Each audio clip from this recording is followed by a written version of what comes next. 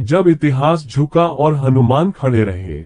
यह उस युग की बात है जब धरती पर देवता मौन थे, ऋषि चिंतित थे और मानव डर में जी रहा था। अधर्म केवल युद्ध नहीं कर रहा था, वह मानव के मन पर राज कर रहा था। लंका सोने की थी पर सत्य से खाली। रावण महान विद्वान था पर अहंकार ने उसकी आंखें बंद कर दी थीं। उसी समय वनों में एक वानर रहता था, साधारण, शांत, निस्वार्थ।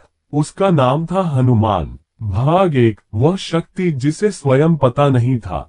हनुमान के भीतर अपार बल था, पर वे उसे कभी याद नहीं करते थे, क्योंकि जो सच में महान होता है वह स्वयं को छोटा मानता है। वे राम के पास बैठते, उनके चरण दबाते और यही सोचते, मेरे जीवन का उद्देश्य बस उनकी सेवा है। पर इतिहास को सिर्फ सेवा नहीं चाहिए थी, उसे जागरण चाहिए था। जब सीता माता का हरण हुआ तो राम की आंखों में क्रोध नहीं, कर्तव्य था। सभा लगी, समुद्र सामने था, अथाह, विशाल, अजेय। सभी मौन थे। तभी जामवंत ने कहा, ये समुद्र कोई और नहीं, केवल हनुमान पार कर सकते हैं। हनुमान चौंके, मैं। उनकी आवाज में संकोच था।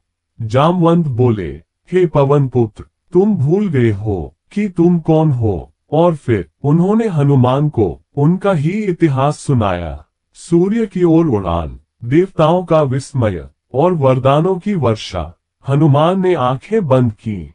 उन्होंने बल नहीं, राम का नाम याद किया और उसी क्षण उनकी शक्ति जाग गई। भाग दो, वह छलांग जिसने युग बदल दिया। जब हनुमान ने छलांग लगाई तो पर्वत हिल गए, पर असली कंपन धरती में नहीं, अधर्म के हृदय में था। समुद्र ने परीक्षा ली, दैत्य ने रोका, माया ने भ्रम फैलाया, पर हनुमान रुके नहीं, क्योंकि वे जानते थे जो राम के लिए चलता है उसे कोई रोक नहीं सकता। आकाश में उड़ते हुए वे सिर्फ आगे नहीं बढ़ रहे थे, वे इतिहास को पीछे छोड़ रहे थे। भाग 3, अशोक वाटिका, जहां भगवान रोए।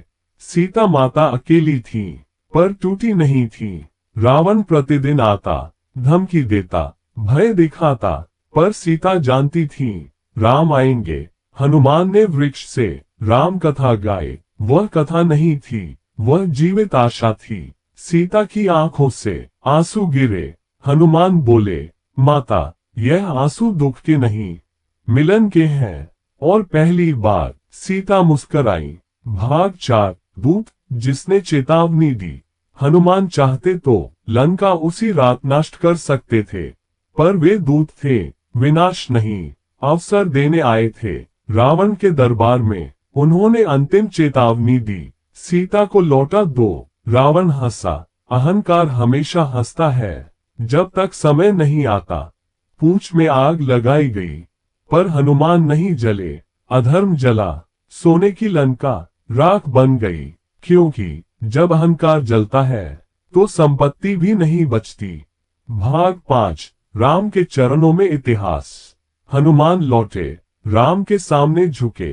राम ने उन्हें उठाया और हृदय से लगा लिया। कहा, हनुमान, आज तुमने सिद्ध कर दिया कि ईश्वर अकेला नहीं लड़ता।